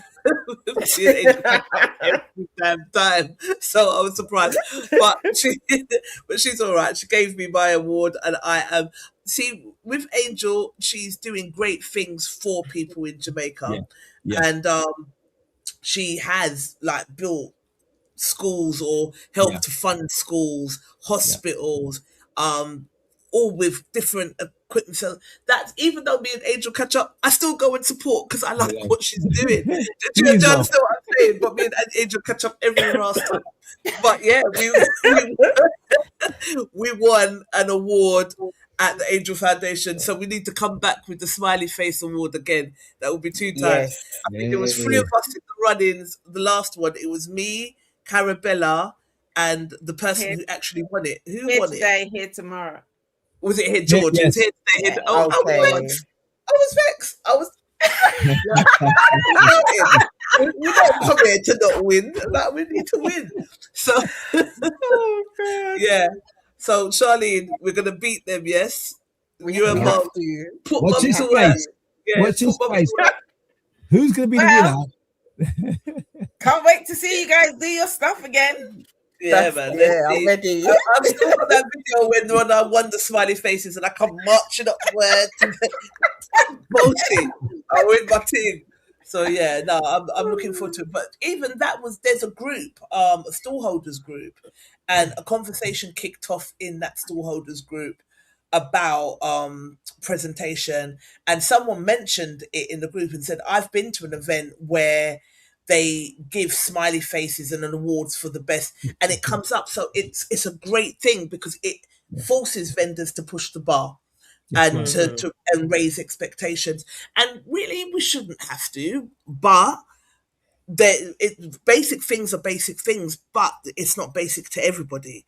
So Yeah. it's good that you do this, and it does force people to step up their game and to elevate their energy, and it's a great thing, and it's definitely being spoken about. So keep doing it. It's a great thing. It definitely is. We are gonna win. Yeah. Yes. Putting it out there now. Yes, Well, it's no bravado tradition that we always, because we always chop up a topic, because like we've got a group on Facebook, we put topics in the group in Facebook and they interact. They are the best. Our group are funny, they are raw, they sometimes think no bravado means no behavior. They fight with each other. They're rank and rude, but I love them. I just wouldn't have them any other way. I think they're fantastic. And they post topics in the group, and then it's all up for debate. So it's always tradition that when anyone comes on, we'll pick a topic and then we'll ask your opinion on it. I think you posted this topic that I'm going to go. I don't know where you got the inspiration from. What made you post this, Charlene? Oh, I saw it on oh God, what's that post? What's the damn thing called again? With Keita on it, Keita and what's his name? Oh, tonight's conversation. Yeah, and I was like, Okay. okay. The man Right. actually came up with his bold ass self saying, you know, I've told this chick, my friend, we're just friends, but we go out, we do this, we do that. I can't do standard level, he was saying, is it still okay? Am I giving mixed messages? And there was like, okay, are you sleeping with her? He was like, of course I am, but we're still friends. And I've told her that. And then people had mixed feelings, and one guy was like, someone's going to get hurt, especially if you know. And he was saying he knows the person, the lady likes him. And it was like, that's going to end in disaster. It will do. Right. The person likes you. Yeah, it always does. You're saying to them, we're just friends. They're agreeing to it, but there's always going to be that 1% chance that person's going to think you're going to change your mind. Yeah. Yeah. All right. So I'll read out. Let me share. What's up? Blaze says, thanks for the love, guys. Charm said, we're going home. And Donna is a reoccurring panelist. She's amazing. Well, go on, Donna. We're going to have you on not next week, the week after, if you're free. So I'll hit you up anyway. But she's a reoccurring panelist, and she's just, she should also be like, she's a great host. Actually, she's come to one of your events. So I saw her and Anne-Marie at one event, but the church hall event she was at, she came to. Because she's in that area. She's fantastic, knowledgeable, beautiful soul. And actually, we should all talk and see how we can support each other, because she does a lot of community stuff in Croydon. Okay. A really, really good person to know. So we'll all do. We'll Viaga set up the forum. So yes. I'm on it. I'm on it. We're gonna set up the forum. We're doing this. So yeah, let me share my screen. And so what you wrote was, What's your thoughts? Is it okay to take a woman / man out knowing they like you as more than a friend, but you're treating the person like you're in a relationship? Is that giving mixed messages, even though you've been clear, even though you said you're just friends? What's your thoughts, guys? Let's start with you, V. Obviously, they're not just friends. If they're in bed together, what kind of rubbish is that? It's this mindset in my mind that these young people have. Yeah, man, it's just, you know what I mean? It's just one of them friends. They're them. It's not just young people. Well, people too. I mean, those are the ones that I'm hearing talking about it. Those are the ones I hear talk about it. But it's foolishness because somebody's going to get hurt. 100%. Because, you know, it's not like it's a friend that you go raving with and you eat with because, you know, for company's sake, but you're doing the whole works. Nah. Yeah. Yeah. Nah. I think the person's actually taking advantage of that individual. There's advantage being taken. Okay. Because the person likes you so much that they're actually giving you sex as well. They're taking advantage of it. My view. Okay, Harold, go for it. Can I say something, right? And and the viewers can relate to this as well. It's the time we're living in, because social media, the way the world is today, liberal, free and easy, and things are just acceptable, and people are. We lost that the old-fashioned value, because I mean, okay, they were growing up. Yeah, you have a friend, you know, say you can't sleep with a friend. It's your friend. Right? It doesn't matter if you're a man or woman. It's a principle, right? You got morals, yeah. And something guys wouldn't do, something girls wouldn't do, or something you wouldn't do. You have a friend, because I have female friends. I grew up with female. I surrounded females. You know, I had 4 mums. I had my 3 sisters and my mum. Yeah, I went to mixed school. Yeah, I left college. Left school, went to college. The office course, the only guy in the class. So I've always been amongst women, growing up amongst women, and guys used to hate me. Yeah, and I see it all, right? Yeah, and I used to pretend that one of my girlfriends was just to let that woman leave her alone, you know. So you know, and so I grew up amongst females. I respect females, right, for how females are. We got things. There's some men just dog a woman, but I would never do that because I respect. I say that's someone's sister, that's someone's daughter. You know, how do you actually do it to your sister? Oh, it's true. So I had values I grew up with, and that's how I know. Yeah, and so I'm saying that's how I grew up, and we had certain friends we go out, men and female. We had gangs of us, guys and girls, and no one was sleeping with her because we're like, it wasn't done because it's your friend. Yeah, that's where I'm coming from. But today, that's what I say, it's a whole different, you know, GBTEGGD. I can't pronounce the words and stuff, and different genders, and you know, and benders and genders, and you know, there's, and it's supposed to be acceptable, which I'm not going to political, right, to live vision. But I mean, it's another debate. But I'm saying this is where it starts to go. You know, where are your values? So when you're picking up on news today, it's acceptable to who and why. So you're always going to have mixed opinions, because I still got the old-fashioned head of me. Even though I'm in today, I've still got that old-fashioned values, which I grew up in, and that's molded me the kind of person I am, which I won't accept certain things because that's just the way I am. Right. Yeah. So it's a deep topic, and it's, you know, you're going to have mixed views anyway. But my personal thing is like this. Because I've got female friends who've been sleeping in the same bed and don't touch another because it's my friend. Right. Somebody go, what? You no, what? Because it just it doesn't, you know, that's how I grew up. Yeah. You see what I'm saying to you? I've got morals like that. And that's why I'm saying I'm coming from that school of thought. So I'm not looking at people, but whatever happens to you today, it stems back down to how you grew up, where you're coming from. And then now it's what you accept. And I will accept certain things. I hear you. Anne Marie is saying that's all friends. Is it friends with benefits? I don't do that. What are we teaching or showing our children? Anne Marie Mitchell has gone on to say, I grew up with women, so that's why I have loads of women friends. Yeah. But, all right, I don't want to say devil's advocate because I don't want to put myself in no category of devil's. But at what point, if someone, because like, all right, someone's going to get hurt, but if the person's clearly told you that you're nothing but a friend, then isn't it your responsibility to protect yourself, protect your heart?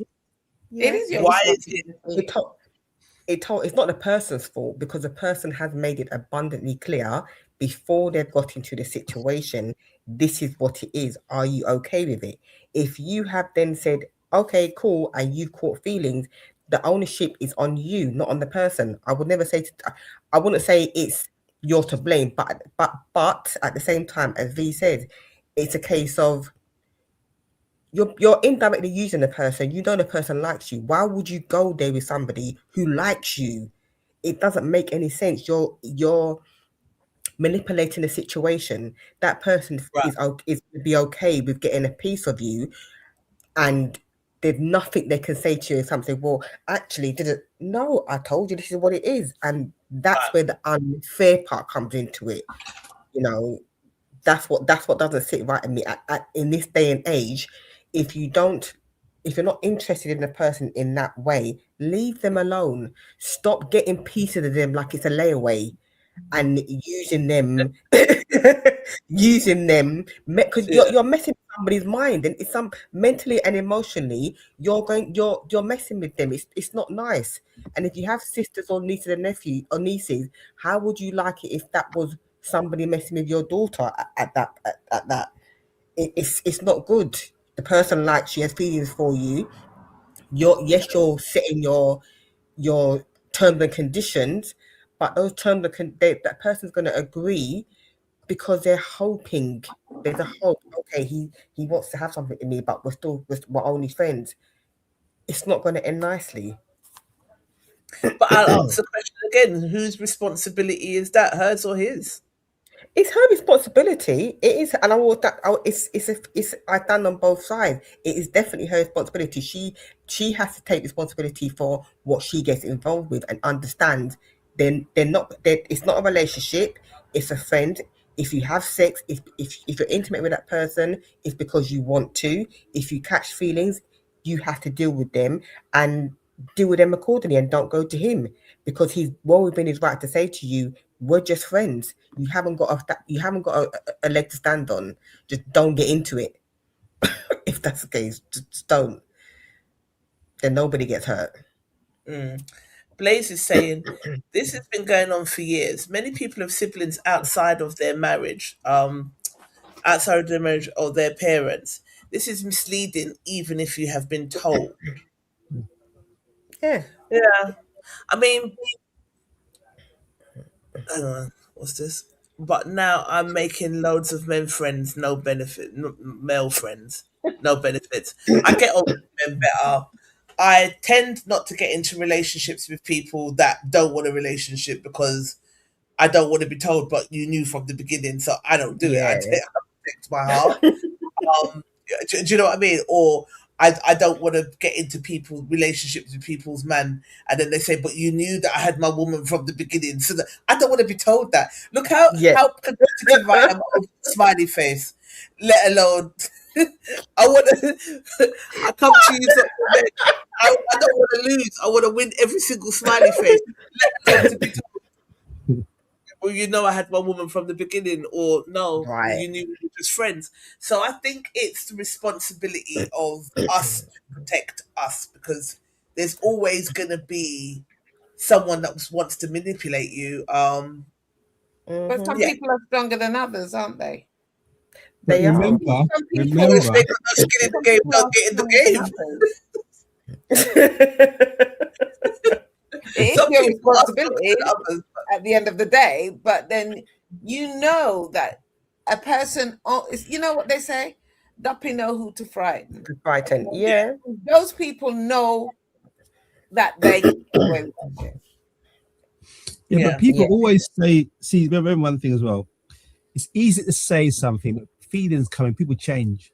Once you've gone through, like, feelings change, and this is where they fall out. Because hang on a minute, you've gone into that and think, hang on a minute, and the feeling changes. It's a different thing, and then you're gonna fall out because it's a different, So we can say, yeah, no problem, I agree, yeah, no problem, but when it actually happens, feelings come in, and you can't control your feelings. I think sex is really underrated in terms of the power that it has. So I think once you start sleeping with somebody and you start getting attached spiritually as well as physically, that's what I'm saying. Your feelings are going to change. So if you know this, or if you start sleeping with someone, but we're just friends, I think it's down to us to protect ourselves. I mean, I spend a lot of time single and celibate. I'm not ashamed of that. And I don't really meet guys that I like, or if I do, they're in a relationship and I'm not trying to, like I said, I want to win all of the smiley faces. I don't want to be number 2 ever. So I tend to spend a lot of time on my own. And then I met somebody that was the first person that I fancied after breaking up with a guy that I was in a serious relationship with. And I think it was like 5 years that had gone by. I was single, celibate for these 5 years. And I met this guy and I fancied him from day one, right? Day one. We became friends. We was friends for a year. And then he said how he felt about me. We started to date, but his actions didn't match up with his words. I jumped out because you have to make the math. It don't make no sense. Like how you're moving and what you're saying, it's not adding up. To me, it feels like there's a female in the background. But what I'm not going to do is sit there and make more feelings develop and more feelings develop and more feelings develop, then only to be like, oh, he played me. No, you played yourself if you ignore your intuition. Do you understand what I'm saying? Or you ignore the red flags because you like him. So I dipped my toe and then I took it out and off I went because it wasn't matching up. So I liked him, but I like myself more. So I'm not going to sit around in any situation to be played and then turn around and be the victim. I think we as women are very powerful individuals. Question. We're very intuitive. We cannot just put the onus on the other sex. We have to take responsibility for our own heart. My question there, and I'm sure the audience will have that. How do you know you've been played? It came. Intuition is something that most women cannot explain, and then years later, it came out that actually there was somebody there, but he didn't. He said he was single, but he wasn't. But it's common sense. If certain things just don't match up, you're saying something, but then you can't really back it, or you're not available at certain times. Did you question him? Did you question him in certain things? Of course. Okay. Now, just listen. You said that, like, the way you came across then, you said, "No, what? I moved on." I didn't think you questioned it, but no, okay, that's what I'm saying. No, I questioned, right? But people tell you what they want to hear. But that's my whole point. People tell you what you want to hear, but if their words are not matching up with their action, it's for you to take responsibility. So I'm not sitting here acting like I've not been in situations or that I don't understand what it is to like somebody. But what I've learned across the years is that you've got to like yourself a little bit more to protect yourself.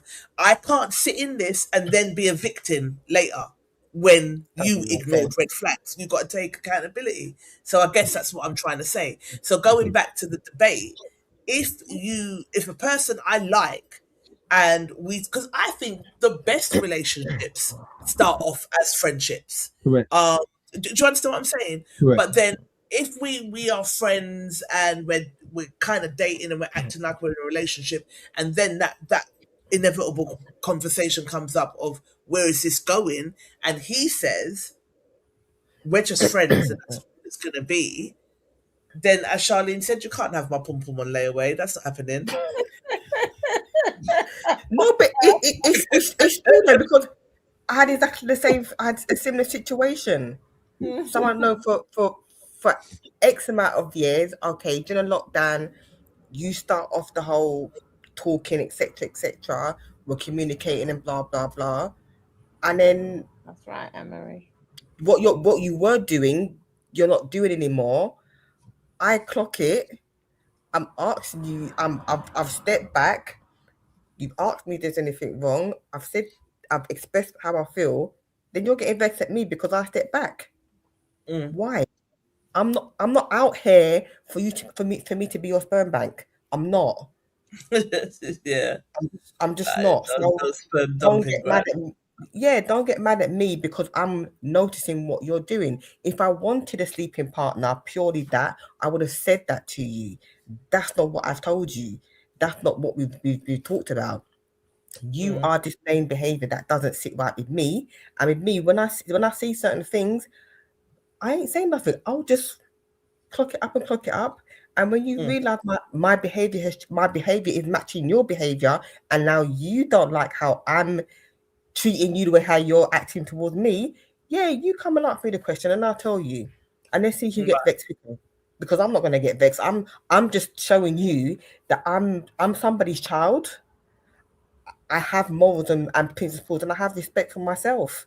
And if I haven't said to you, okay, this is just a case of, we're cool, we're friends with benefit, then don't treat me that way. And when I show you that I'm not going to be treated that way, please don't show me an attitude, because I'm not the one to show an attitude. I will switch on you quicker than anything else, and I will just shut down. And then when I did that, it was just like, he was surprised. He hadn't hadn't seen that side of me. Then he came back and said, "Oh, I talked with my friend about it, and they was like, well, you're wrong."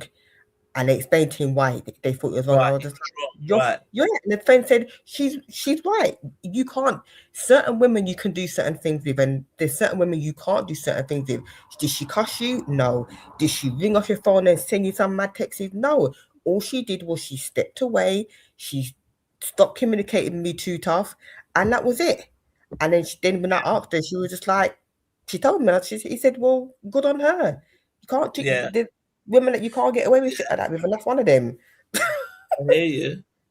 And Marie Mitchell says, also, friends last longer than relationship. Once you muddy the waters, you can lose that friendship. Absolutely. The guy that I'm speaking about, we were great friends, and we should have left it at that. We all need to practice being celibate. Good for the soul, mind, and body. It absolutely is. And you're just left with your own spirit. Absolutely. Desmond said, greetings. Or why is it being framed as something men do to women? Because I'm a woman speaking about my experiences, Desmond. Let's not do this. Because we know it goes without saying that women do things to men and men do things to women, but we are not, you know us enough to know that we're not framing it in any way. What we're saying is, as women, this is what we're experiencing. When the topic was written, it was being done to a woman. So yeah, let's not do that. I know a few guys who couldn't manage being on the receiving end of a woman doing the same. Only an issue if a guy or a girl is saying something they don't mean and unable to control their feelings. In my opinion, if you catch feelings, get out. Right, I agree with that. Yeah. As the other don't feel the same. Only an issue if you wanted to manipulate the other person into more. Right. Yeah, I agree. But no, we're not framing it as it's just men that do it. I suppose we should have made that clear. But you who knows us know this, Desmond. So Desmond, let me back up there, right? One great thing about growing up amongst women, right? I thought men were bad, right? Trust me, when you go up amongst women and they look at you as one of the women, they can talk around you. I'm like, wow. I say, if I was light skin, you'd see me go red. When women are talking amongst me, right, the things they used to say, I'm like, what? And then because I was their friend, they can confide in me. Yeah, and they're telling me there's some things. treacherous women out there. From a young age, I understand women from a young age. This is why I say when you're growing up in the earlier parts and understanding, this is why in my later life I know how women are because I grew up amongst women, and there's some things that a woman wouldn't say to their partner, but they say to their friend, right? Yeah. Vice versa. What man would say to. So I get it. So I say about friendship first, and then that's the best relationship. When you two friends become in a relationship, you can say things to each other which you wouldn't say to a partner, but you said to a friend. But because you're a friend before, I can say it's choice you. You know what I mean? And that's what I'm saying to you. That's why it's the best relationship to build, a friendship, right? They are the best relationships because you've been a friend. You talk about anything. My closest friends are male. I grew up with male friends. I had majority of my friends were male. We could sit down and have all types of conversation. I don't look at them in that way. Females, it was like hit and miss because you can't. They'll take things too seriously, or you can't just be hypothetical with them. With my male friends, we will talk about a whole heap of different things and just be open as two friends and keep it real, you know. But and men will tell you how men are. I hear the things I hear come out of men's mouths. I'm like, what? Okay, okay. When a man turns their phone down, you know, so that them and they keep it. Yeah, I got the hints from my male cousins as well. I know how. That's why I said people. There's nothing I ain't seen. I've seen how I've got it from the horse's mouth how men flex, what they do if their phone's off or their arm going out with a boy. Nah. Can't do that shit to me now. You're crazy. I have 3 older brothers, mate, in this thing road. But yes, we've only had a chance because the conversation was so good. We've only had a chance. We're at the end of the show. We've only had a chance to talk about this one topic. But it's been amazing. I hope for you to come on again.